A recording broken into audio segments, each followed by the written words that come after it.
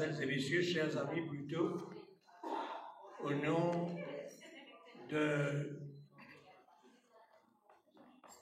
de Vicky Tané, le General Manager de NSI Park Hotel, je vous souhaite la bienvenue pour un nouveau concept, un nouveau produit qui a été imaginé par la direction de l'hôtel.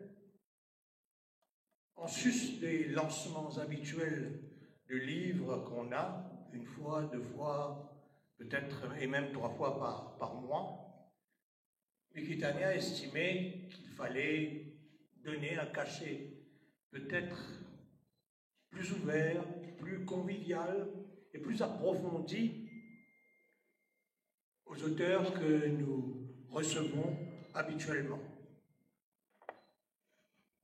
C'est la deuxième fois qu'on se réunit. La première, c'était avec Shehnaz Patel, et le format était le même.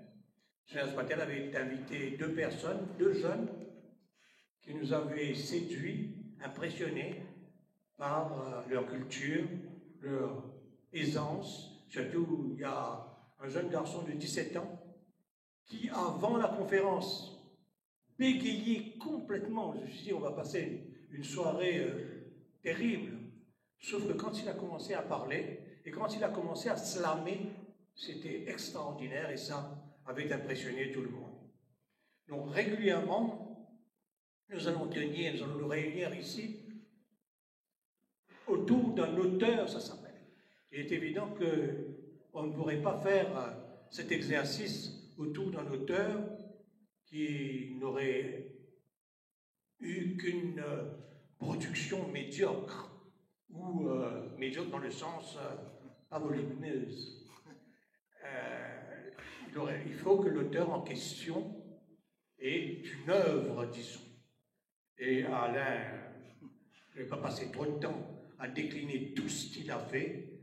D'ailleurs, il a vécu sa carrière journalistique d'abord, pendant de nombreuses années. Il a commencé. Ça sent le sapin.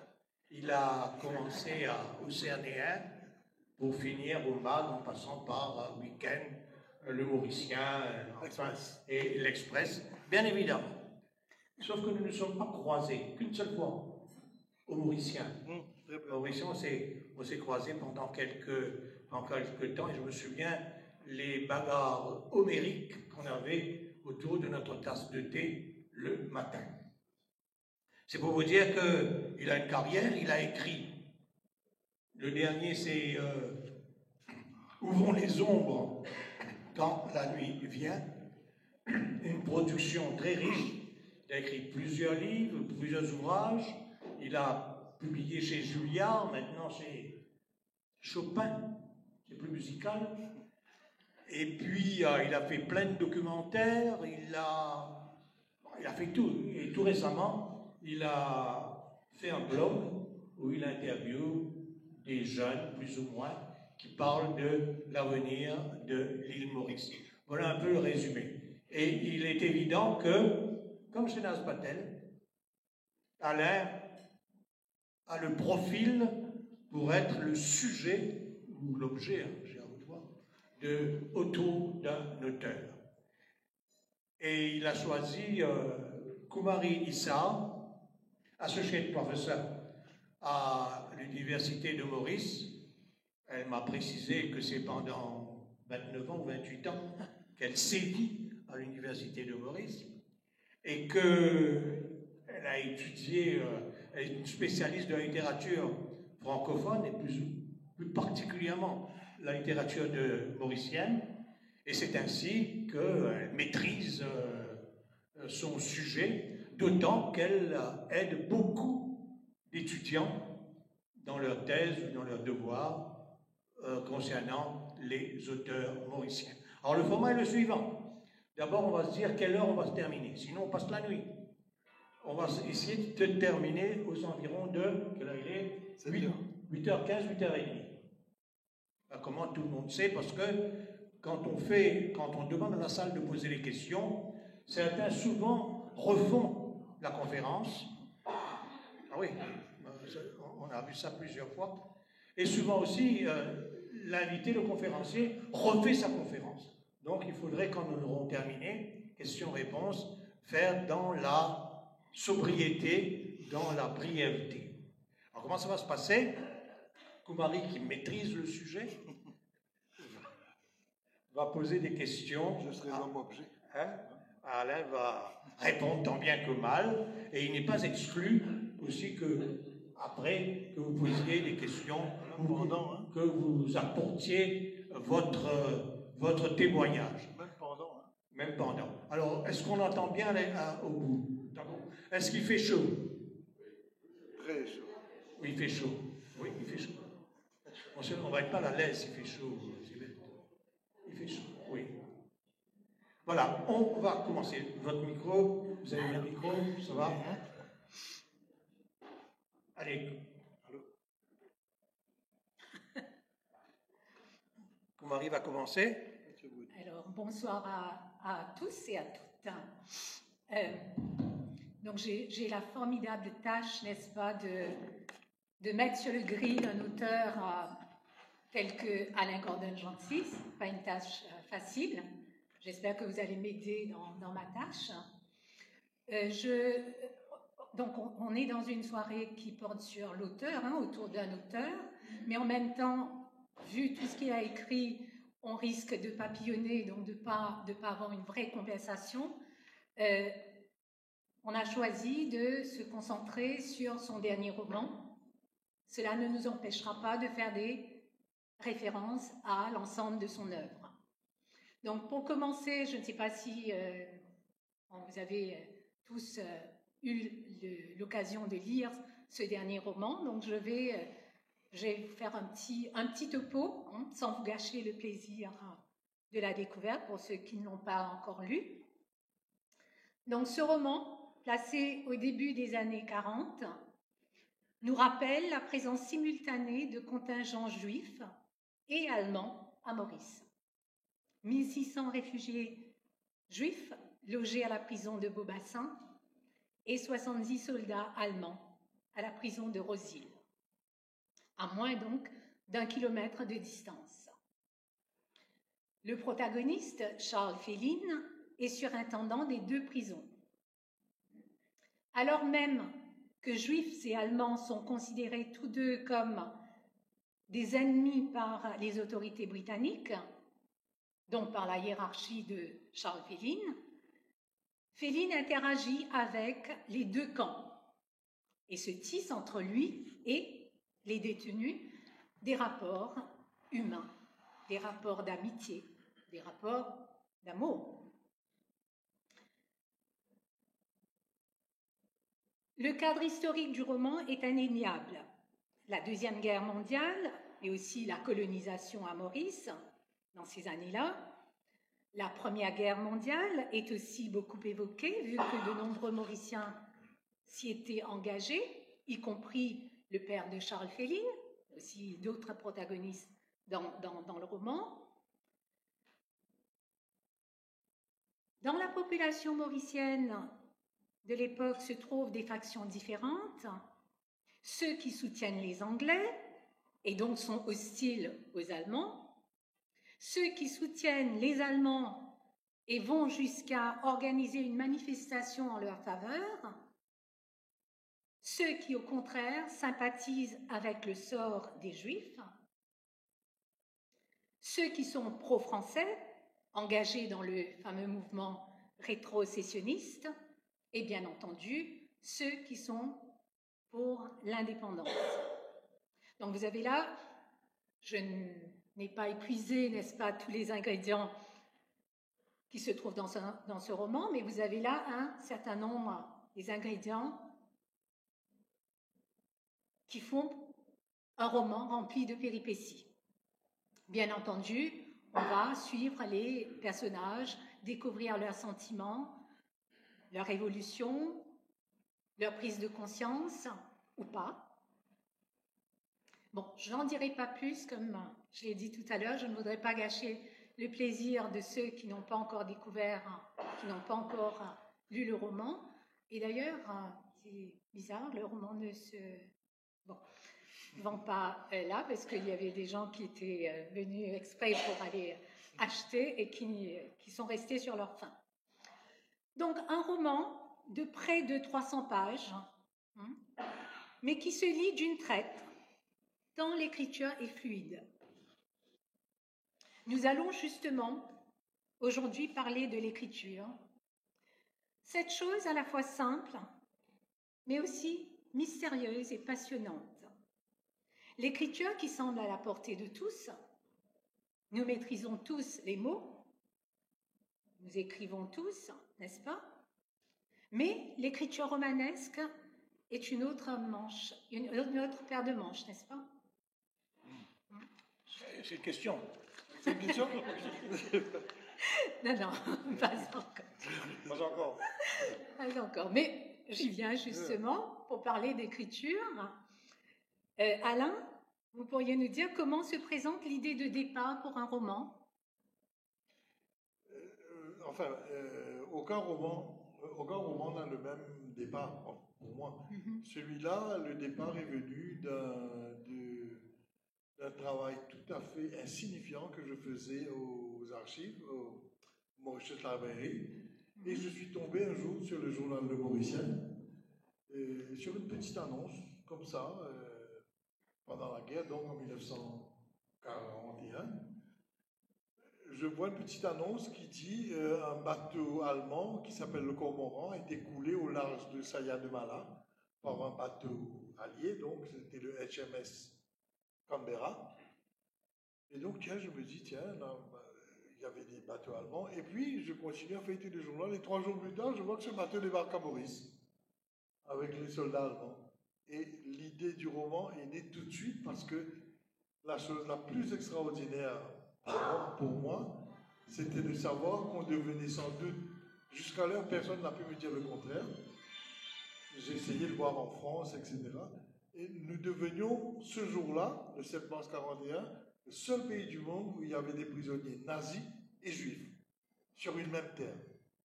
Et il y a dedans, enfin, quand on écrit un roman, ce simple fait déclenche tout. En fait, tout le roman commençait à partir de là. Et là, j'ai commencé à chercher, à fouiller. Mais disons que ce n'est pas un livre historique, hein. Moi je ne suis pas historien, les faits racontés sont exacts, mais c'est tout. Hein. Il ne faut pas chercher dans ce livre un condensé d'histoire de Maurice, c'est juste, en fait c'est une histoire humaine, voilà, qui était l'occasion de parler de Maurice pendant cette période qui était très trouble, c'est une période très trouble. On croit que Maurice était une colonie anglaise, et puis voilà, tout le monde était pour les Alliés, pas du tout. Il y avait une partie de la communauté hindoue. Une partie de la communauté hindoue était des admirateurs de Subhash Chandra Bose, qui était un leader d'extrême droite hindou. Et d'ailleurs, le parti de Subhash Chandra Bose s'appelait Forward Bloc. Et à Maurice se fonde un parti immédiatement qui s'appelle le Independent Forward Bloc. C'est pour vous dire, l'affiliation, elle était claire, hein, l'affiliation. Et puis, parmi la communauté franco-mauricienne, il y avait des pétainistes, il y avait des gaullistes. La population créole, elle était plus ou moins aucune part. Plus ou moins aucune part, parce qu'elle n'avait pas grand pouvoir de toutes les manières. Et voilà, c'était... Et puis, juste pour la communauté créole, il y avait encore certaines réminiscences du parti rétrocessionniste qui voulait que Maurice revienne à la France. Donc, on a 3 communautés qui, pour des raisons différentes, sont contre les Anglais. Les créoles qui sont rétrocessionnistes veulent que l'île devienne française. Les franco-mauriciens qui sont pétainistes. Une partie des franco-mauriciens qui sont pétainistes et une partie des hindous qui sont de l'extrême droite. Donc, chacun est contre les Anglais pour des raisons totalement différentes. Et c'est ça qui fait toute la complication de l'affaire. Et le héros, Charles Féline, il navigue au milieu de tout ça complètement indolent. Oui, indolent. Il s'en moque. Il parle aux Anglais, il parle à son chef hiérarchique en lui disant moi, vous savez, de toutes les manières, si les Allemands gagnent la guerre, je ne fais que changer de colon, hein, c'est tout. Au lieu d'avoir un Anglais qui est là, j'aurai un Allemand, j'apprendrai l'allemand et puis c'est tout. Parce qu'on n'est pas encore dans la connaissance de la solution finale à l'époque. Et pour un colonisé, ben, lui, ça ne change rien, hein, que ce soit celui-là ou celui-là. De toutes les manières, le pays ne lui appartient pas. Mais après, avec la connaissance tout doucement, quand on commence à parler de la Shoah, là, son point de vue change. Et son point de vue change aussi parce qu'il a des relations qui se développent. Enfin, je ne parlerai pas trop pour ne pas... Alors, il semblerait que cette problématique juive intéresse grandement Alain. Il y a le dernier où vont les ombres quand la nuit vient. Il y a le voyage de Delco. Et puis, il y a Marika est partie. Il y a comme un fil rouge qui témoigne d'une préoccupation, d'un intérêt particulier pour les Juifs à Maurice. Oui, cette période de Maurice est une période très trouble et très intéressante historiquement, émotionnellement. L'histoire de ces Juifs à Maurice, c'est une histoire qui a permis aux Mauriciens aussi de se dévoiler. On parle jusqu'aujourd'hui, les gens parlent du docteur Lavoie-Pierre, qui était un médecin, et il y avait le docteur Spéville et le docteur Lavoie-Pierre. J'ai rencontré les enfants de ces réfugiés juifs. Ce sont des personnes qui ont 70 ans, 75 ans, et dont les parents ont perpétué la mémoire du docteur Spéville et du docteur Lavoie-Pierre, qui était à la prison, qui s'occupait d'eux, qui paraît étaient des gens fantastiques. Et puis il y avait M. Hargreaves, qui était, je crois, enfin, responsable de la prison. Et oui, ce sont des Mauriciens qui ont marqué l'esprit. Et vous savez, ce qui était intéressant, c'est que les Mauriciens, ceux que j'ai pu rencontrer qui ont vécu ça, me disaient une chose incroyable que j'ai mis dans le roman, c'était la première fois qu'on voyait un juif. Les Mauriciens voyaient pour la première fois quelqu'un de la communauté juive. Alors que Maurice, il y a toutes les communautés, mais il n'y avait pas de communauté juive. Et les gens voyaient pour la première fois des juifs. Ce qui a alimenté beaucoup de fantasmes aussi. Et puis, il faut dire que ces juifs ont eu, pendant la guerre, une vie très active à Maurice. Il y avait parmi eux beaucoup de musiciens, ils ont accompagné des orchestres au Plaza, des opéras. Les opéras ont été joués avec l'orchestre des prisonniers juifs. Philippe Ossan, qui était l'ancien bandmaster de la police, me disait qu'il avait joué la bohème avec les prisonniers juifs qui étaient là. Il y avait des violonistes, des clarinettistes. Et c'est là que j'ai appris. C'est quelqu'un des enfants de cette communauté qui m'ont parlé de ça. Les musiciens, la plupart des grands violonistes sont juifs. La plupart des grands clarinettistes sont juifs. Les pianistes aussi. Et un jour, je demandais à cette personne, c'est incroyable, ces deux instruments semblent être des instruments de prédilection de la communauté juive. Ils me disent, c'était parce que c'est des petits instruments, on peut partir rapidement, mettre sur le bras et partir. Ça paraît anecdotique, mais je trouve ça, c'est assez indicatif. Mais tu as écrit donc Le voyage de Delco, où tu évoques justement la présence des Juifs à Maurice. Tu as écrit ce roman-là en 2001, enfin tu l'as publié en 2001. Donc cette question-là te taraude depuis l'époque. Maintenant, Delcourt, donc Le voyage de Delcourt, a ce protagoniste, Delcourt. On retrouve Delcourt dans ce dernier roman. Balzac, Zola font revenir des personnages de roman en roman. Tu t'amuses à faire revenir et à imbriquer en fait. Oui, c'est pas fini. Hein. Et c'est pas fini parce que je prépare un autre roman où le personnage principal cette fois-ci sera Kewal et qui sera avec Delcourt et Charles Félix. Cette fois-ci, ce sera sa vision à lui de tout ce qui se passe. Donc Kewal Ramnot dans le roman, qui représente N'est-ce pas? Parce que tu as un jeu de pistes où tu... Ouais, qui est inspiré par l'enfance de Sessue Sakaramura, mais qui n'est pas exactement lui.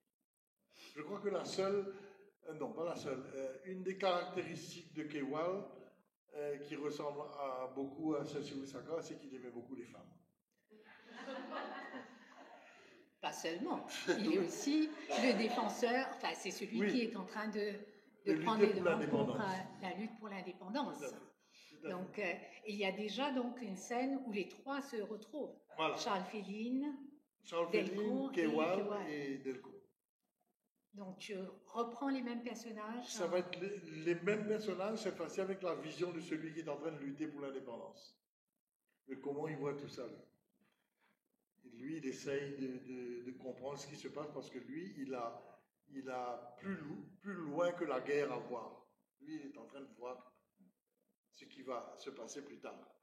Mais tu as donc une prédilection quand même pour cette période-là. Oui. Ah, tout à fait. C'est une période qui, en moi, éveille beaucoup de poésie. C'est une période, c'est une période de grande... C'est une période difficile, hein, pour Maurice, c'est une période difficile. Ceux qui ont vécu la guerre, mon père nous racontait comment c'était difficile pour trouver, comme tout le monde, hein, pour trouver à manger, pour trouver, etc. Mais c'est une période, je crois que c'est là que Maurice s'est forgé. Je crois que c'est cette période-là que Maurice s'est forgé. La lutte pour l'indépendance arrive en même temps. Il y a beaucoup de choses qui se passent, vraiment beaucoup de choses qui se passent. Gandhi qui est passé avant. Non, c'est un pays en ébullition. Oui, en ébullition, mais comme tu prends ton personnage Féline, il n'a pas l'air d'être touché par les événements, il est dans cette espèce d'insouciance. Oui, tout à fait. Est-ce qu'il représente le Mauricien non. En général, ou bien c'est un... Vous savez, comment dire, je sais pas moi, les pères... Les auteurs, déjà, ne représentent qu'eux-mêmes. Hein. Moi, je ne représente personne hein, quand j'écris. Je représente que moi. J'écris mon truc, et puis voilà. Et donc, les personnages sont un peu pareils. Je n'ai pas cette ambition de faire des personnages qui répondent qui répondent à la caractéristique de la population mauricienne, etc. Non, c'est des personnages qui tracent leur route, qui paraissent solitaires, mais au fait, ils tracent leur route, quoi. Ils tracent leur route et ils sont confrontés à ce qu'il y a autour et ils changent au fur et à mesure. Voilà, non, mais c'est pas des personnages caractéristiques. Voilà.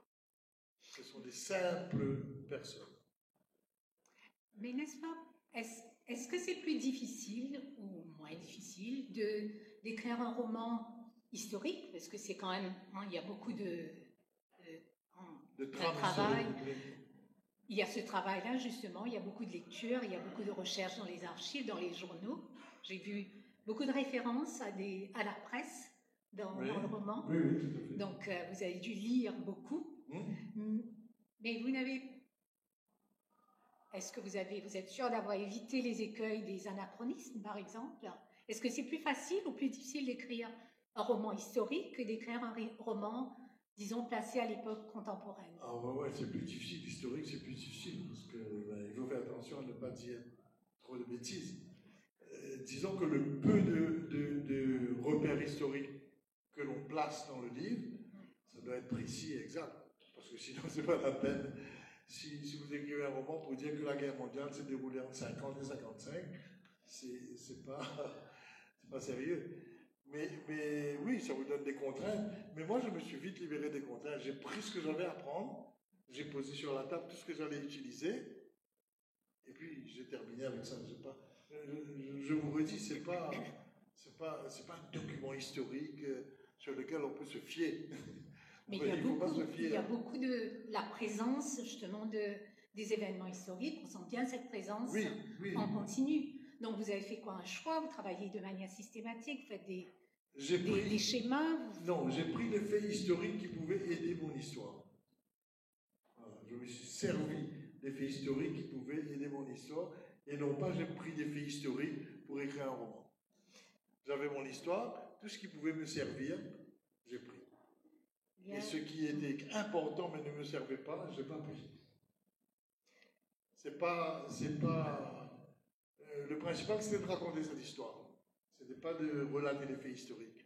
Mais en racontant cette histoire, il fallait relater certains faits historiques. Donc je l'ai fait, mais c'est pas... Mais en même temps, il faut reconnaître qu'à Maurice, on a très peu d'ouvrages qui nous parlent de cette période-là, des ouvrages historiographiques, je veux dire, qui nous parlent de cette période-là. Je dois vous avouer que je n'étais pas au courant de la présence des Allemands, des soldats allemands à Maurice. Je l'ai appris à travers votre roman et merci pour cela. Mais moi aussi, je l'ai appris à travers les journaux.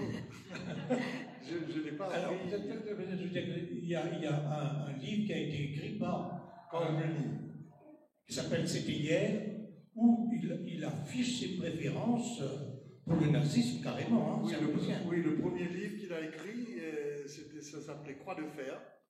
Il est ouvertement pro-allemand, c'est son droit. Oui, carrément. Ouais, c'est son droit. Sauf que tu disais, peut-être il bénéficie des circonstances atténuantes dans la mesure où le nazisme est une forme de colonisation comme une autre à l'époque. Oui. Il n'était pas un peu au courant. Ouais, parce que c'est quand même important quand on voit la prise de position des gens par rapport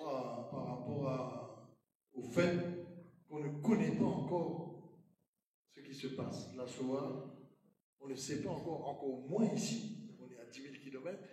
Et pour certains, M. Mullier, par exemple, ce qu'il aimait chez les Allemands, c'était la discipline dans l'armée, c'était des gens carrés, fiers, carrés, droits, il n'arrête pas de dire comment les uniformes sont impeccables, et ça lui fait très plaisir. Mais je ne dirais pas pour ça que Karl Müller était un nazi, quoi. C'est pas... Mais c'est l'époque, Et puis on ne sait pas tout. Il faut dire aussi que notre ami Opération Castor de Jean-Pierre Lenoir, raconte aussi une partie, un pan de l'histoire de la guerre. Et puis les deux frères de notre compatriote. Le dernier frère. Le dernier frère. Natacha, je ne pas les deux frères. Le dernier frère de Natacha témoigne un peu de la même circonstance aussi. Hein. Non, on connaît davantage justement la présence des Juifs, Oui. on Maurice déjà dans le voyage. Mais les Allemands, personne n'en a parlé. Mais les Allemands, c'est la première fois que j'ai entendu Ah oui, ça c'est parler. sûr. Mais moi, j'étais très année-là. étonné quand j'ai vu ça. Hein. J'étais très étonné. J'essayais de savoir et j'ai su où ils étaient. Ils étaient dans une maison qui était en face de l'IFM. Pour ceux qui connaissent l'IFM, c'est la maison qui est juste en face. C'était des flats de police, après je crois, des flats de police. Et là, ils avaient donc plus ou moins construit une prison là. Et oui, le lieu est identifié et identifiable. Mais c'est vrai que moi, quand j'ai vu ça, je me suis dit, quand même, c'est curieux, ça, personne n'en a jamais parlé. Et moi, je suis tombé dessus. Et là, je reviens à un mot d'Yvan Martial, qui dit toujours que les journaux, c'est l'histoire au quotidien. C'est vrai. Et je peux vous dire, quand j'ai vu ça, j'aurais pu ne pas le voir. Hein, c'est un truc qui fait une colonne, largeur d'une colonne, et 10 cm. Le bateau est coulé, 2 jours plus tard, il débarque à Maurice. Parce que c'est la colonie anglaise la plus rapprochée. On vient et on les débarque ici en disant aux Anglais, débrouillez-vous avec, et regardez ce que vous allez faire. Et voilà, et c'est ainsi que... Et dans une interview en France, pourtant dans une radio juive, j'avais une interview, et eux savaient qu'il y avait eu des réfugiés juifs à Maurice, mais eux non plus, ils ne savaient pas qu'il y avait des nazis. Et ils m'ont confirmé, en tous les cas, eux, qu'il n'y a pas de pays, ils ne connaissent pas de pays où il y avait à 800 mètres l'un de l'autre des prisonniers nazis et des prisonniers juifs. Et ça rend l'histoire encore plus extravagante, je veux dire. Absolument, ça fait romanesque. Oui, oui. Ça fait romanesque et pas... J'aurais inventé, on m'aurait dit que c'est faux, quoi. Absolument. Absolument. Mais revenons à justement quand tu dis, tu utilises l'histoire pour faire avancer en fait ton histoire, ton intrigue. Il y a Paul Ricoeur qui a beaucoup écrit sur l'utilisation de l'histoire avec un grand H dans les romans, qui a identifié 2 processus. La fictionnalisation de l'histoire ou bien l'historicisation de la fiction. Donc toi, tu serais du côté de la fictionnalisation de l'histoire ou... Non, attends, mais pour répondre à Ricoeur, il faut réfléchir. Il faut bien réfléchir. Non, moi je suis un terrien, moi. Non, moi j'écris une histoire, et j'utilise, comme je pense tout romancier devrait le faire, j'utilise tout ce qui passe à ma portée et qui peut servir mon histoire. Et là, c'était du pain béni. C'était du pain béni, un pan d'histoire original, sombre, qui se prête à tous les fantasmes d'écrivains. Et oui, donc c'est d'abord la fiction et puis l'histoire qui devient support. Et non pas l'histoire qui est le principal propos du roman. Le propos du roman n'est pas l'histoire. Le propos du roman, c'est une histoire d'amour. Toujours. Pas une histoire. Pas une histoire avec... Pas une histoire avec un grand H. Mais tu peux parler dans le micro? J'oublie de parler dans le micro. J'ai pas l'habitude de parler dans le micro comme Parce que derrière... Là. Oui, je conçois. Mais en même temps, pour terminer peut-être sur cet aspect-là, je sais que c'est l'histoire d'amour plusieurs histoires d'amour dans le roman, qui vous font avancer en fait dans l'écriture, mais c'est le lecteur qui va trouver le cadre historique et qui va y chercher justement à lire l'histoire. Est-ce l'histoire avec un grand H? Est-ce qu'il se trompe? Est-ce qu'il se tromperait? Je ne sais pas. Je ne sais pas. Moi, je n'écris pas pour les lecteurs, j'écris pour moi. J'écris pour moi. Si les lecteurs aiment, je suis vraiment content. Mais je n'écris pas en me disant qu'est-ce que les lecteurs vont penser. Moi, j'écris pour moi parce que je ressens le besoin et le désir d'écrire. J'écris. Et si ça correspond avec quelqu'un qui le lit, c'est magnifique. Mais si ça ne correspond pas, eh bien, ça ne correspond pas. Non, j'écris pour moi. Je ne pense pas au lecteur quand j'écris. Vous écrivez tellement pour vous. C'est méchant, hein? Vous mettez, oui. Cette abstraction du public, là. Non, c'est pas que je me moque du public, c'est que au moment où j'écris, je ne pense pas au lecteur. Je pense à ce que j'ai à dire, à ce que j'ai envie de dire. Après, si ça trouve un écho chez les gens, c'est magnifique. Ben, c'est toute la beauté de la chose. Mais il se peut aussi que ça ne trouve pas un écho. Et vous vous amusez à intégrer quelques éléments personnels aussi dans le roman? Des références à mon goût, à mon repos? Oui, à des lieux, oui, à des lieux. Ben, il y a un seul roman que j'ai écrit où Pamplemousse n'y est pas. Dans tous mes livres, Pamplemousse, c'est un personnage. Le village de Pamplemousse est un personnage. Il est dans tous mes livres. Oui, c'est un personnage. Mon goût. Dans Devina, non? Hein? Devina, non. Dans Devina, c'est Souillac. Oui, ça, je suis parti de l'autre côté. Ouais. Donc là, quartier de Pamplemousse, pour commencer, le premier ouvrage, quartier de Pamplemousse. Mais quartier de Pamplemousse, ça a commencé comme ça. Vous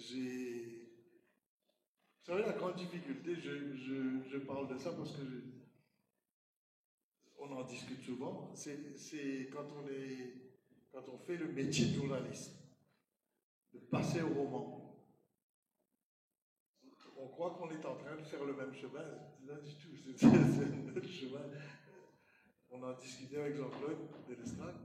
C'est un autre chemin, ça n'a rien à voir. La seule chose qui vous aide, c'est comme écrire, c'est un exercice, c'est comme faire des muscles. Plus vous écrivez, mieux vous écrivez. Bon, ça c'est certain, plus vous pratiquez l'écriture, mieux vous écrivez. C'est tout ce qu'il y a en commun. À partir de là, un roman, c'est un mystère total. Total. Qui n'est pas... Je parle pour moi, hein, bien sûr. On peut pas, il y a des gens, je sais, il y a des écrivains qui commencent un roman, quand ils écrivent le premier mot, ils savent déjà ce que va être le dernier. Ça descend de manière linéaire, moi pas du tout. Sauf, quelquefois, un peu dans les romans historiques, là il faut quand même faire un plan, quelque chose, sinon on parle dans tous les sens. Mais sinon, non, moi je peux commencer un roman et arriver à la page sans décider que finalement, non, ça va se passer comme ça va changer. Ça part de l'autre côté. Le héros principal devient une héroïne, et voilà. Il change de nom, il change d'endroit. C'est la liberté, quoi. Écrire, c'est la liberté. Parlons de mystère. Le titre de ce roman, donc, Où vont les ombres quand la nuit vient, est à la fois très poétique, mais aussi très énigmatique. Oui. Voudriez-vous commenter? Ouais, vous savez, les titres, c'est quelquefois très... Ça surgit, les titres. Hein, Dans celui-là, il y a le fait que ça m'a toujours intrigué. Pas toujours, ça m'a souvent intrigué de cet aspect de l'ombre qui disparaît la nuit. Au fait, l'ombre ne disparaît pas. Elle n'est juste pas visible. Voilà. Et donc, c'est un peu la part de Féline, tout ce qui n'est pas visible en lui, mais qui devient visible au fur et à mesure. Voilà, mais c'est surtout poétique. C'est un peu mystérieux, mais c'est surtout poétique. Et je crois que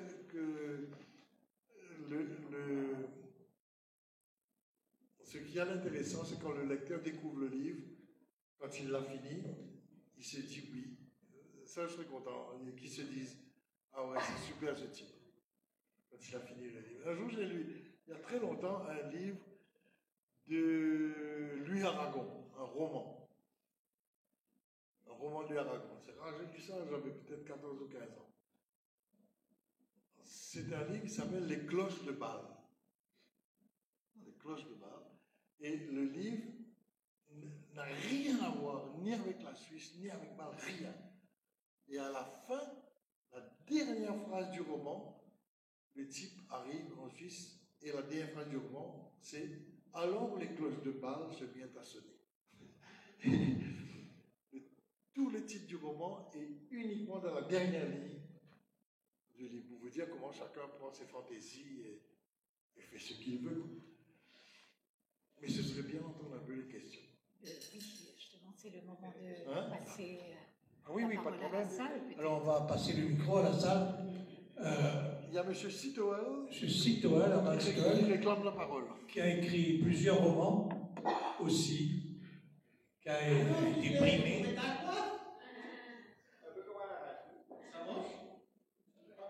Vas-y, Amal. Vas-y. Oui, on t'entend bien, même. Voilà. Voilà.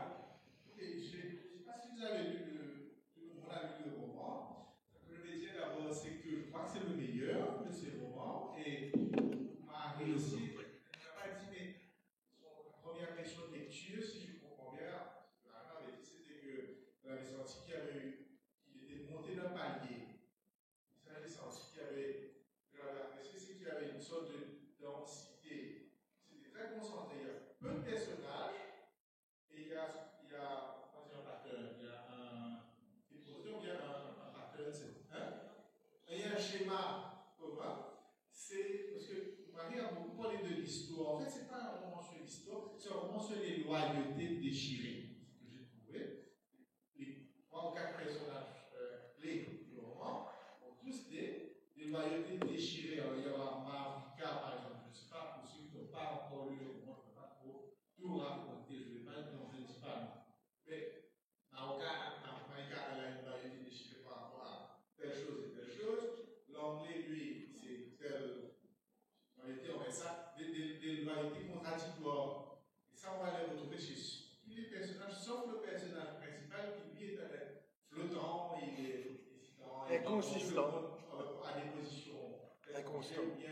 déchiré, mais lui, c'est pas, il nous voit,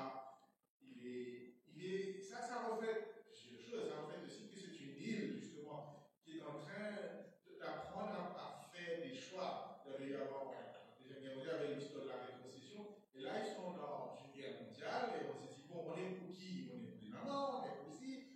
Et pour savoir, on est pour qui, d'abord, on va décider, on est qui? Parce que les gens commencent à se demander, bon, pour savoir jusqu'à quel point il faut d'abord réfléchir, mais on est qui nous? Et ça, donc c'est toute les loyautés déchirées et de se poser la question d'abord qui on est, ça émerge fortement. C'est que Alain a, je crois, créé une façon très magnifique. Je ne sais pas, il a fait à partir d'informations fragmentaires, et je ne peux pas, évidemment, je ne peux pas voyager dans le temps pour vérifier la véracité de ça, mais j'ai l'impression que c'est très crédible, que c'est très bien fait, et que c'est probablement très vrai. C'est cette atmosphère qui est particulière de vivre dans une colonie. Moi, en tant que fonctionnaire, ce qui m'a frappé au début, dans les premières pages, c'était justement que le personnage, il est fonctionnaire, et il décrit à quel point c'est terrible, et c'est dur dans le sens d'être fonctionnaire colonial, dans le sens où les Anglais vous donnent des ordres, mais à un point, on a un peu d'informations, et d'autres, on n'a pas le droit de savoir. On va aller dire, tu amènes le camion prisonnier jusqu'à là, tu t'arrêtes, tu vas parler en anglais, c'est tout. L'anglais va prendre les Allemands et tu ne poses pas de questions. C'était cette lourdeur d'être un fonctionnaire pour un autre pays, pour d'autres personnes, et donc on obéit et on ne pose pas de questions. Et ça m'avait frappé parce qu'on n'avait jamais raconté ça, ce que c'était d'être un fonctionnaire, de vivre dans une colonie, maintenant de prendre les ordres de la part de gens étrangers qui vous ont plus de loyauté, ils n'ont pas de compte à vous rendre, vous n'avez qu'à leur obéir, ça, et ensuite tu te tais, tu vas là-bas, tu fais ça, et tout. Alors ça m'a frappé. J'ai trouvé ça très fort. Il a pu recréer ce que c'était d'être fonctionnaire dans une colonie. Ça, voilà, pas trop le micro. Merci. Vous voyez, s'il y a quelque chose qui est fantastique dans le fait d'écrire, enfin, sur tous les moments, c'est quelquefois, quand les lecteurs lisent, vous êtes un peu comme M. Jourdain, vous avez fait de la prose sans le savoir. Moi, j'avais cette idée, mais elle n'était pas conceptualisée comme tu viens de le faire. Je savais, on m'a toujours parlé, on avait un oncle qui était fonctionnaire, que les 4 derniers échelons de la fonction publique, c'était pour les Anglais. Même si on avait un doctorat d'Oxford, au 4e échelon, le Mauricien s'arrêtait là. Les 4 premiers échelons, c'était pour les Anglais. Et c'est ce que je voulais évoquer aussi, mais sans vraiment le conceptualiser en disant, je vais parler du sort des fonctionnaires. Je ne suis pas à ce point amoureux des fonctionnaires. mais je suis surtout content de voir que ça dit quelque chose, que ça touche quelque chose de réel. Ici.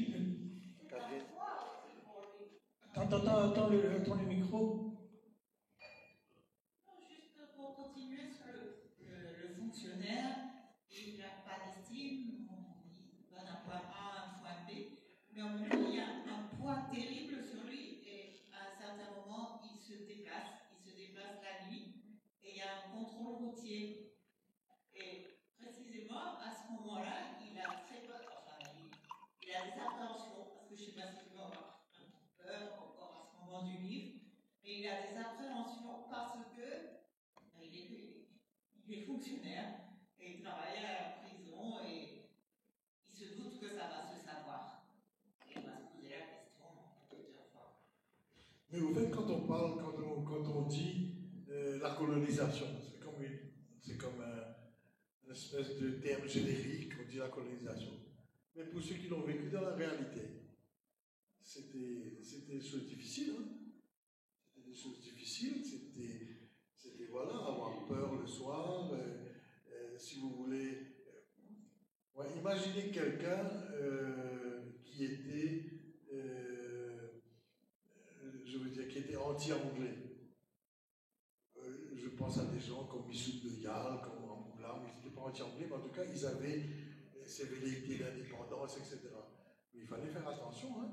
Il fallait faire attention parce que les Anglais, on les connaît, hein. Ils savent faire. Ils savent coincer là où il faut coincer, humilier là où il faut humilier.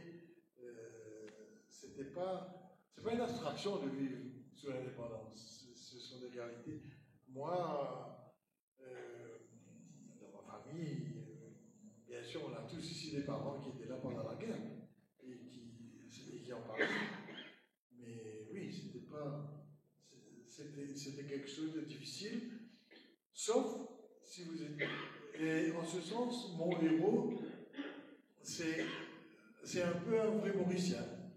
Il est nonchalant, il est un peu faux cul, il est, comment on dit, il profite des situations, il est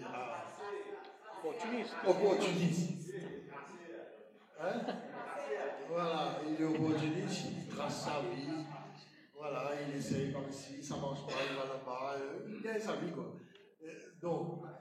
Donc en ce sens-là, pour lui, la vie est un peu moins difficile parce qu'il n'a pas des grands principes. Mon héros, c'est pas quelqu'un qui a de grands principes, qui dit voilà, nous devons aller vers l'indépendance. Non. Ce qu'il a envie, il a commencé sa vie en disant je veux une chose dans ma vie, je veux une vie tranquille. Mais il a le malheur d'avoir un ami qui s'appelle Delcourt et qui a une vie des plus tumultueuses. Et il est entraîné dans la spirale.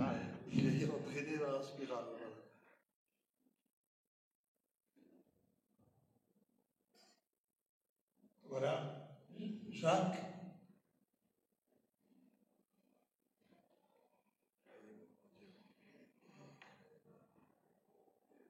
C'est plutôt une parenthèse que j'ouvre, Alain, sur ce que tu as dit sur les Juifs.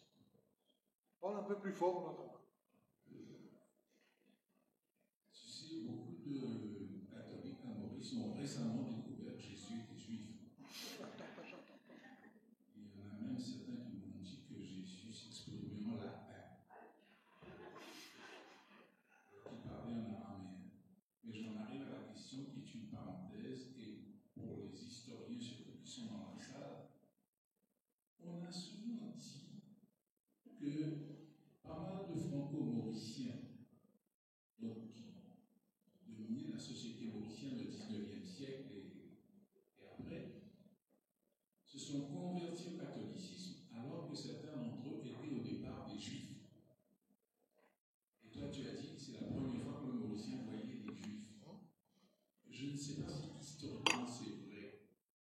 J'ai personnellement un ami, on a été à l'école ensemble. Il est aujourd'hui un très grand directeur, qui s'appelle Marc Birger. Et lui n'a jamais caché que son père était juif. Est-ce que c'est vrai? Est-ce que quelqu'un peut répondre à ça, ou toi, Alain, qui fait des recherches? Est-ce que c'est vrai que parmi les communautés franco-mauriciennes, beaucoup étaient d'origine juive et se sont convertis par la suite au catholicisme? C'était une parenthèse. Ouais, enfin, moi je n'ai pas du tout cette information-là, mais tu parles de Marc Biagé. Marc Biagé, effectivement, je crois que c'est la seule famille juive de Maurice, ou je ne sais pas s'il y a d'autres. Enfin, moi je n'ai pas connaissance de ce fait que plusieurs franco-mauriciens se sont convertis au catholicisme par mariage. Non, je n'ai pas cette information-là. Si on va sur la question juive, moi j'ai une note. Il faut prendre le micro. Oh, ça va. Non, je dis, si on va sur la question juive, après la question déjà, moi j'ai un occupant que très peu de personnes, je crois, Maurice, parce que moi j'étais tellement étonnée quand j'ai appris ça. Il y a une personne qui est très connue, elle n'est pas connue, mais elle est très connue des Mauriciens. Dans mon stage, c'est un musulman. Or, un soir, j'étais il y a longtemps, je travaillais encore, elle était tirée un soir, et il avait une chemise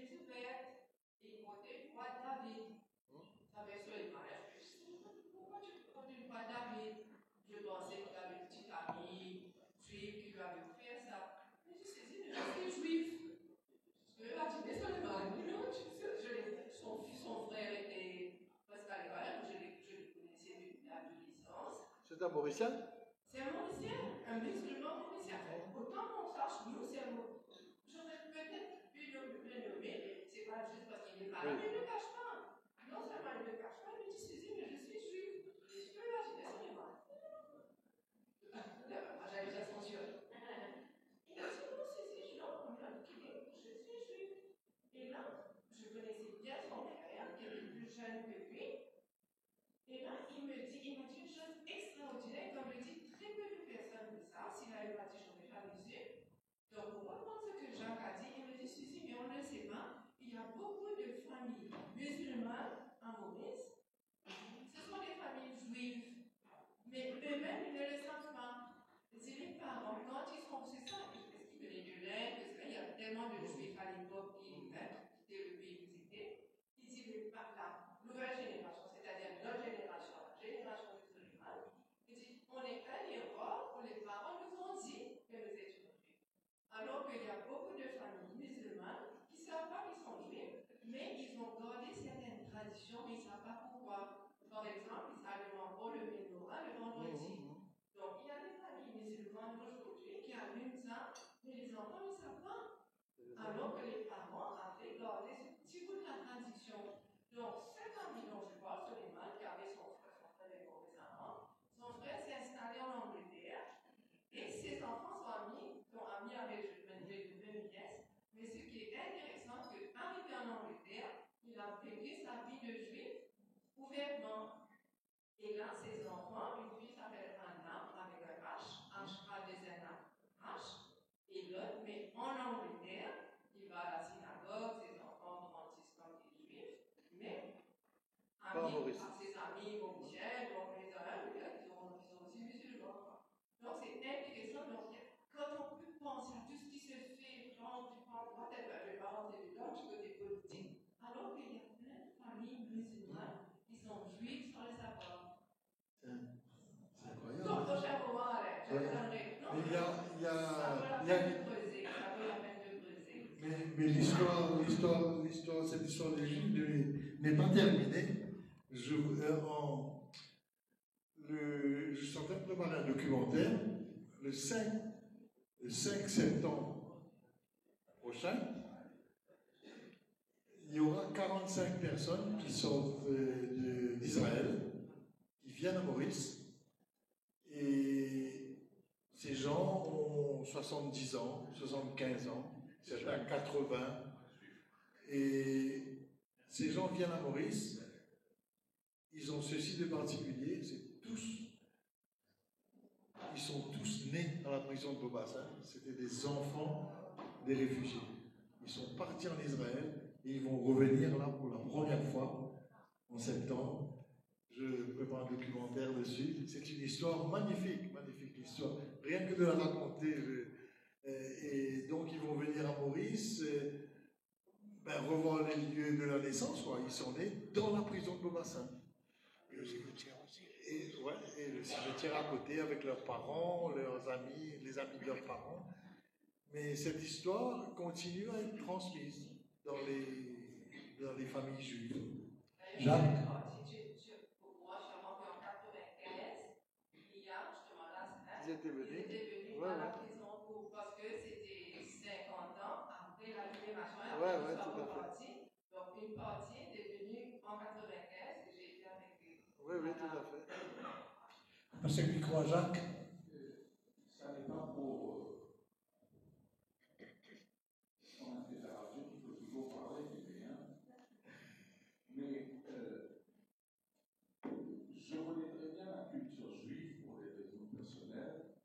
Je suis moi-même allé à plusieurs reprises en Israël. Et ma grand-mère maternelle, qui est née des amours d'un musulman juif mauricien avec une écossaise. Et c'est pourquoi elle s'appelait Sarah avec un H. Et c'est maintenant que les Mauriciens découvrent aussi qu'il y a un cimetière de juifs à Saint-Martin, je pense que tu en parleras dans ton documentaire, et que régulièrement, les enfants de ceux qui sont enterrés là reviennent à Maurice pour rendre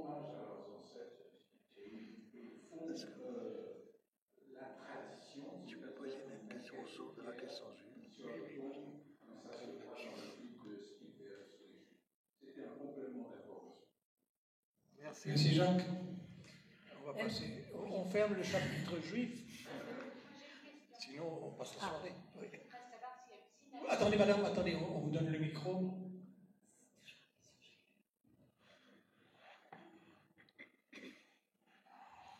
Justement, par rapport au livre, en venant, on est passé devant le cimetière de Saint-Martin et mon ami me dit que c'était le cimetière russe.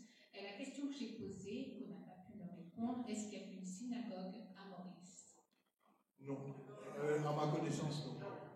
On m'a souvent posé la question, il n'y en a pas. Donc la synagogue la plus proche est à La Réunion. Il n'y en a pas. Mais les Juifs qui sont à Maurice, bon, bien souvent, il y en a quelques-uns à Maurice, comme on le sait. Mais très souvent, c'est des directeurs de tel et tout ça. Donc ils se rencontrent entre eux. Ils font des élèves, des différentes fêtes.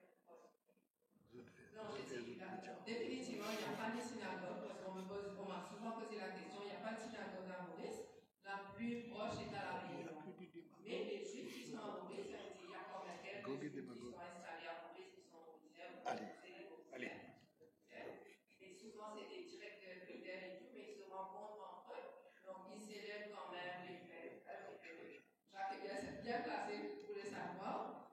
Et ils célèbrent les fêtes importantes entre eux. Je pense, juste pour expliquer les choses, on n'a pas le cas. Il n'y a pas de synagogue à Maurice. Le micro.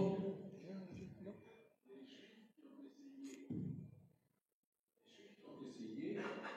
Pour faire une synagogue, il faut 10 hommes juifs. Et jusqu'à présent, ils n'en ont eu que 7. Donc on ne peut pas faire une synagogue. Voilà, allez. Si vous voulez, on peut revenir au roman. Au roman, il y a ce personnage, Charles Féline, qui est extrêmement attachant, justement dans cette espèce d'insouciance ou dans cette espèce d'hésitation de traceur, comme quelqu'un l'a dit. Mais c'est quelqu'un qui découvre au fur et à mesure des informations et qui se définit par rapport aux événements et par rapport à lui-même. Oui, quand il prend la mesure des événements, quand on commence à parler de la Shoah, d'Auschwitz, on commence à avoir les informations sur ce qui se passe dans l'Est de l'Europe, les wagons qui emmènent les Juifs dans les camps de concentration. Disons qu'il y a une rupture brutale avec sa nonchalance. Il n'arrive pas à croire au départ. Il n'arrive pas à croire, il pense que c'est pas possible, que c'est juste pas possible. Mais après, bon, il est obligé de sortir de sa nonchalance parce que il est peut-être nonchalant, il est peut-être inconsistant, mais il est sincère. C'est quelqu'un de très sincère, de très vrai en lui, de très vrai pour lui. Et donc, quand il apprend ça, mais c'est difficile de parler plus parce qu'il faut que je raconte l'histoire du roman, je sais pas, et c'est pas...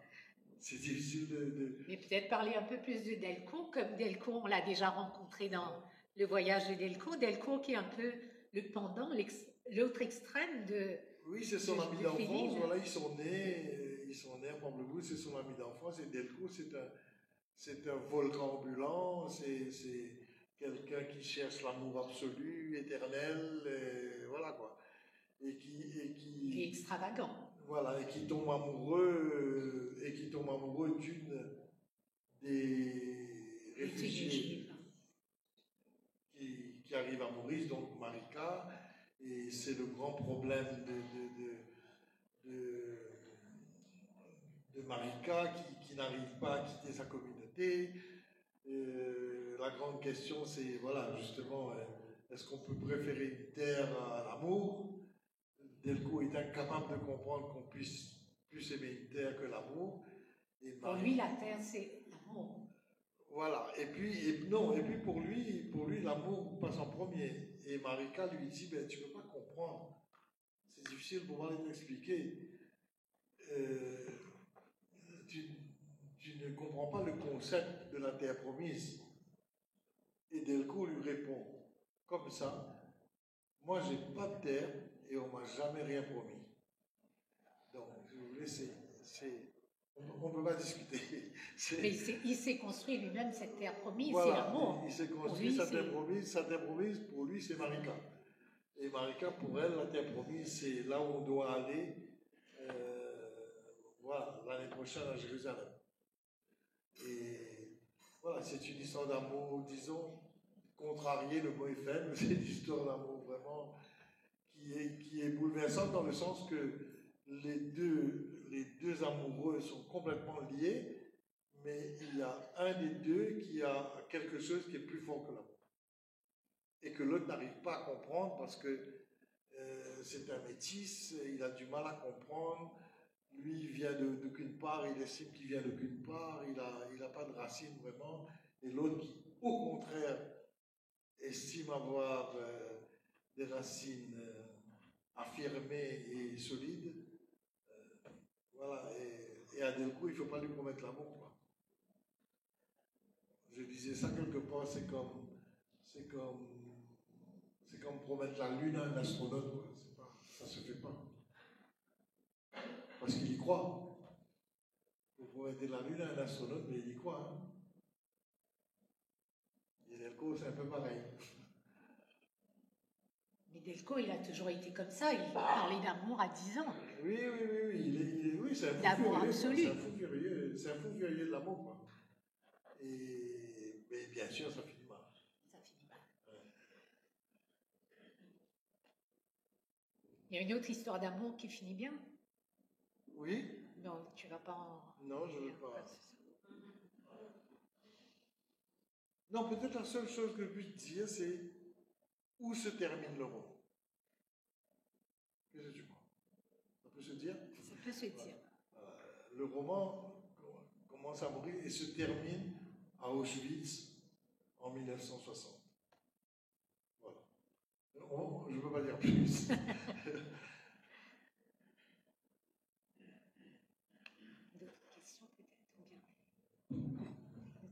Oui, on peut passer le micro dans la salle encore une fois. Et puis on n'est pas tenu à rester que sur le dernier roman. Hein, oui, tout à fait. Parler d'écriture aussi. Alors, je vais relancer un peu la machine. Non, mais peut-être ils ont faim. Hein. Bon, attends. On parlait de cette interaction au niveau de l'écriture entre le journaliste et l'écrivain. Je crois que Alain a eu beaucoup de chance d'avoir été journaliste, et il l'est toujours, d'avoir utilisé un fait divers aussi pour faire un roman. Et ça, c'est des matériaux qu'on a de première main, parce qu'on est à l'écoute de ce qui se passe en termes de faits divers au quotidien, et que ce fait divers prend une telle ampleur que les personnages deviennent des personnages carrément romanesques. Et je crois que Devina va un peu dans ce sens-là. Parle de Devina un peu, résume pour ceux qui ne connaissent pas. Non, pour revenir à l'écriture romanesque, ce que le journaliste m'a apporté pour l'écriture romanesque, c'est la curiosité. C'est la curiosité qui est le début de tout.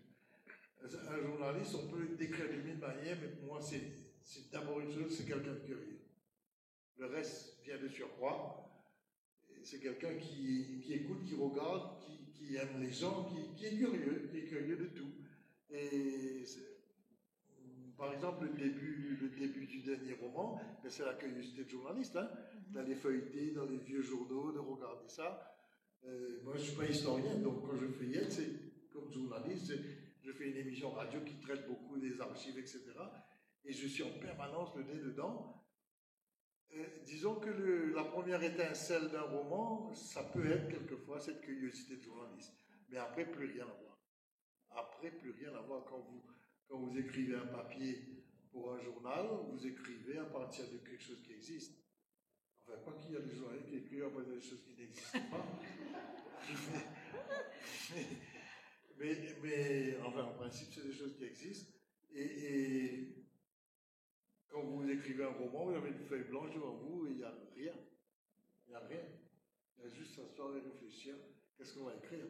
L'autre, vous avez un support qui est un événement. Et c'est en ce sens-là que c'est différent. Et c'est une grande différence. Grande différence Je me suis rendu compte de ça un jour, mon ordinateur est tombé. Et il y a eu un problème informatique. Et j'étais à la page 60 d'un roman. Et tout est bon. Tout est bon, j'ai rien retrouvé. Et j'étais incapable. J'ai écrit un autre roman. Ouais, parce qu'un roman, vous n'avez pas de base, vous n'avez pas de notes, vous n'avez rien. Vous asseyez, vous écrivez, quand ça parle, c'est fini. Je me rappelle vaguement de l'histoire, mais je suis incapable de réécrire la même chose. Et je suis reparti sur autre chose. Tu n'as pas répondu à la question, j'y reviens. Ce fait divers, justement. Oui, voilà. On trouve du matériau. Oui, j'ai écrit un roman qui s'appelle Devina en 2009, et dont l'histoire était basée, plus ou moins, sur un crime qui avait eu lieu à Maurice le 10 mars 2001, qui était le crime de Vanessa Lagesse. Et le roman raconte l'histoire d'une jeune fille qui est assassinée. Mais moi, ce qui m'a intéressé, ce n'était pas de raconter l'histoire du crime de cette fille-là, c'est ce que cette histoire avait eu comme effet sur la population mauricienne. Comment ça avait bouleversé les gens. C'est un fait divers qui n'était pas resté qu'un fait divers, ça avait bouleversé les gens. Et comme toujours à Maurice, aussitôt que les choses sont bouleversées, ça devient ethnique. Voilà, c'est Maurice. Il commence à y avoir des tensions entre ethnies, etc. Et c'est ça qui m'avait intéressé. C'est pas le fait que cette malheureuse fille soit assassinée et qu'on soit 22 ans plus tard et qu'on ne sait toujours pas qui l'a assassinée, officiellement en tous les cas. Ce qui est très malheureux. Mais moi, je ne suis pas trop fait divers. J'aime les faits divers comme journaliste, mais c'est pas quelque chose qui m'inspire vraiment pour l'écriture. Pour l'écriture romanesque. Ouais, Mais par contre, les souvenirs d'enfance, oui. Quartier de Pamplemousse, Légère approche de la haine, qui est un peu la suite de Quartier de Pamplemousse. Mais l'enfance, c'est là où tout est emmagasiné, c'est-à-dire on va chercher et on ramène, c'est inépuisable. Inépuisable, pour moi. Mais je pense pour tout le monde, l'enfance est un lieu. Et c'est un lieu inépuisable pour tout le monde. Bons souvenirs, mauvais souvenirs, un parent qui vous a émerveillé ou pas, un cousin, un lieu, des odeurs, c'est des choses qui restent pour la vie. Enfin pour moi. Mais je suis sûr que vous demandez à n'importe qui que vous connaissez, puisque sinon il ne va pas parler. Mais vous demandez à n'importe qui de parler de son enfance, il a quelque chose à dire. Il a quelque chose à dire. Vous demandez à quelqu'un de parler d'un sujet, peut-être qu'il n'a rien à dire. Mais vous dites à quelqu'un, vous pouvez me parler de mon enfance, je vous donne 5 minutes. Vous pouvez me parler de votre enfance, tout de suite la personne a des choses à dire. Des choses dures, difficiles, gaies, joyeuses, plein d'allégresse, mais c'est quelque chose qui reste pour la vie. Oui, mais utiliser ce matériau-là pour en faire des romans, ça c'est autre chose. Mais moi, je trouve ça tellement riche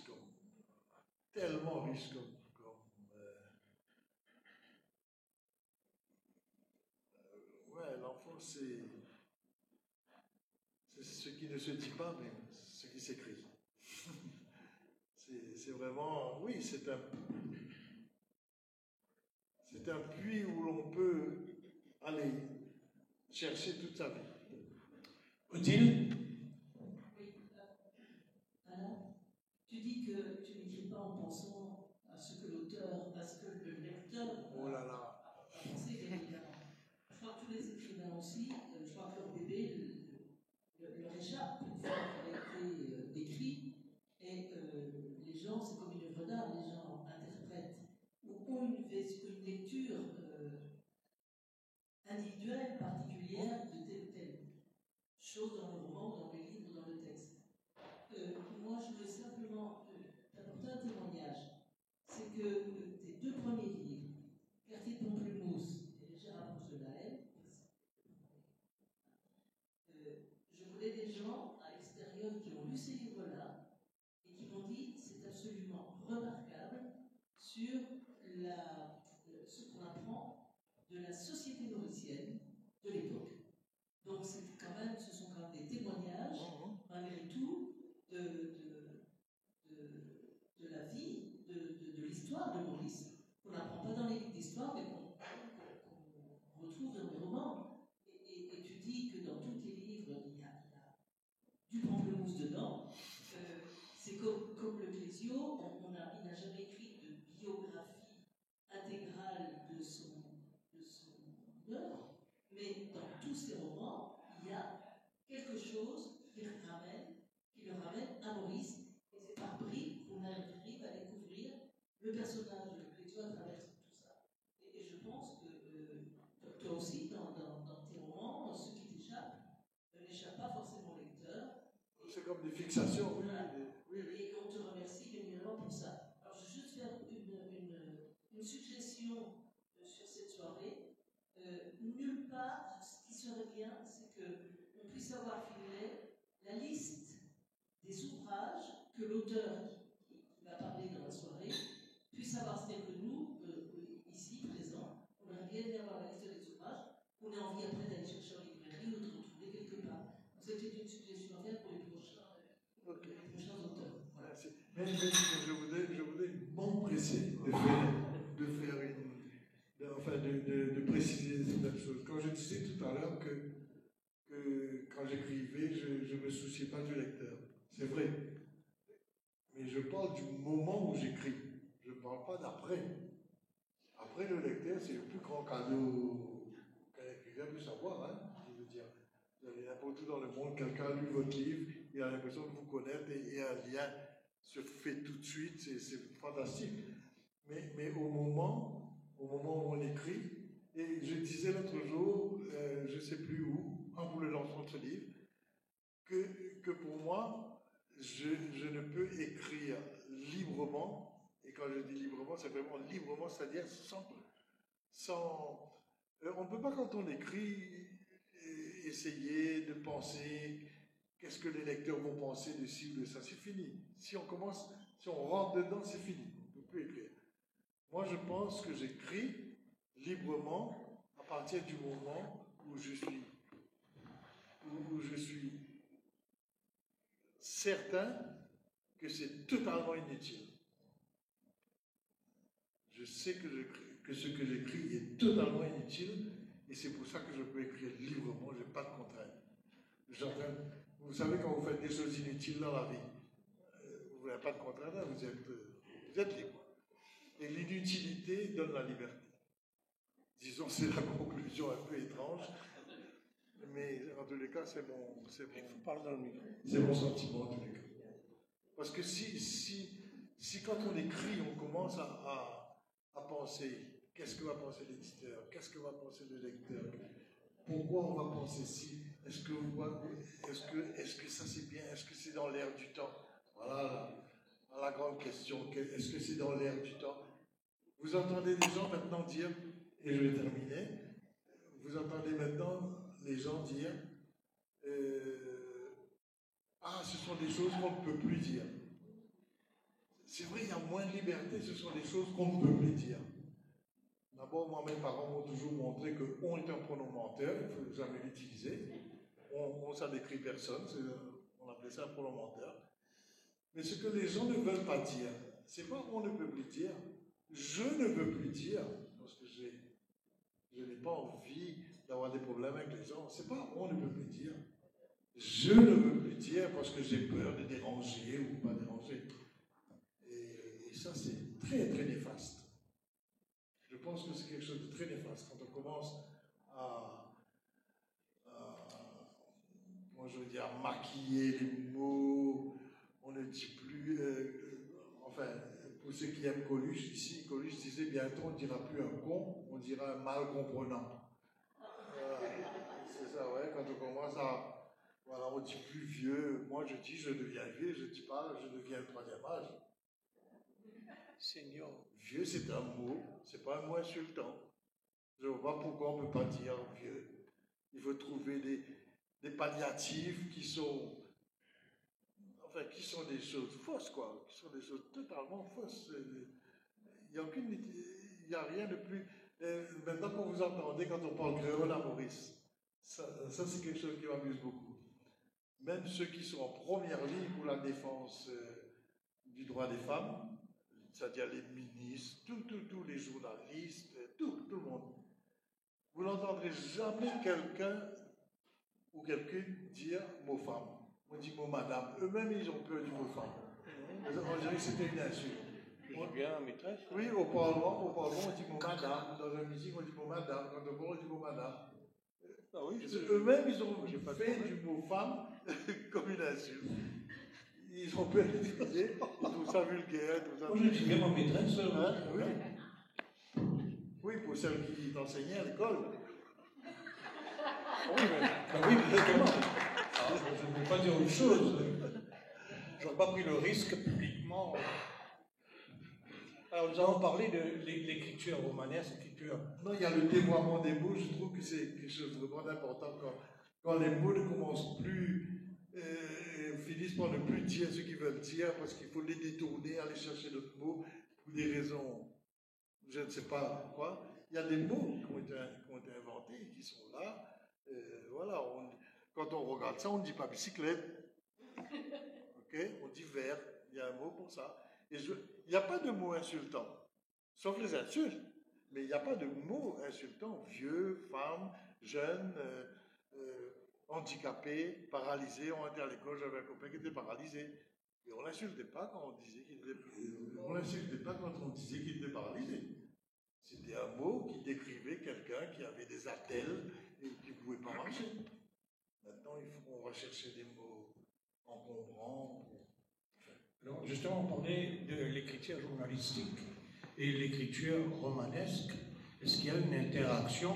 Je crois que Jean-Claude de Lestrac est un peu à la confluence de cette situation aujourd'hui, parce qu'il a écrit des ouvrages historiques en tant que tels, et là il va sortir son premier roman qui sera lancé ici, je lance l'invitation tout de suite, qui sera lancé officiellement ici le 5 juillet prochain.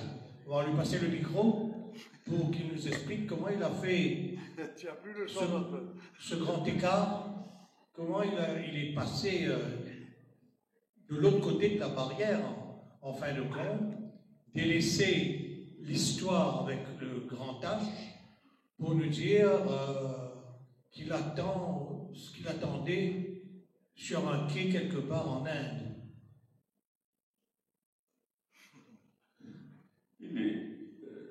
C'est ce que je prévois de faire le 5 juillet. On n'a pas entendu. Hein?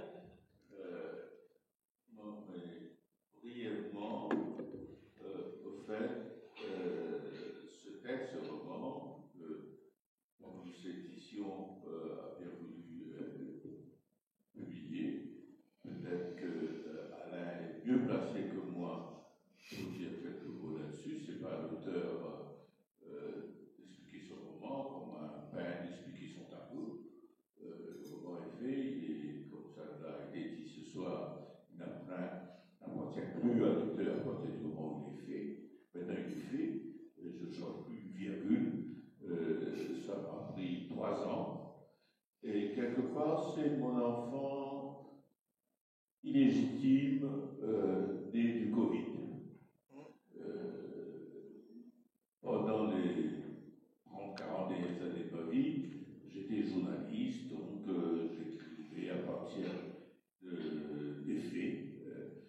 Je te rassure, Alain, moi j'écrivais à partir de ce qui existe.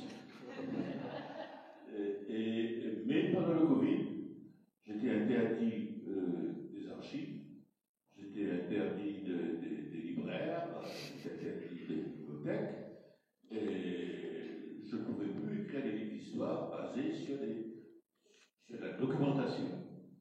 je voulais quand même continuer à écrire.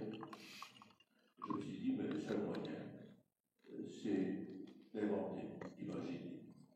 Et c'est comme ça que ce premier roman est né.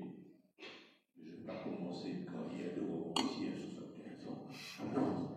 Mais enfin, Alain, qui est l'éditeur, est mieux placé pour vous dire ce qui est attendu de ce premier roman, qui est peut-être aussi le dernier. Merci. Moi, j'en parlerai le jour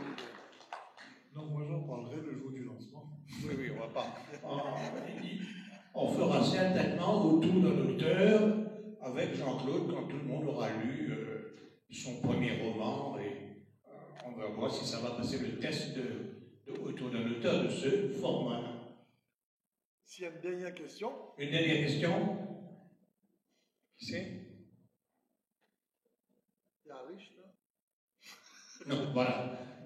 Nous sommes arrivés à la fin de cette deuxième session autour d'un auteur. Un petit mot à dire. Un petit mot de l'auteur. Un petit mot à dire. Je voulais juste vous dire que c'était vraiment un grand plaisir. Ça fait chaud au cœur de voir que les gens, qu'il y a des personnes qui se déplacent pour les livres encore. Ça fait vraiment plaisir. Merci. Et surtout, on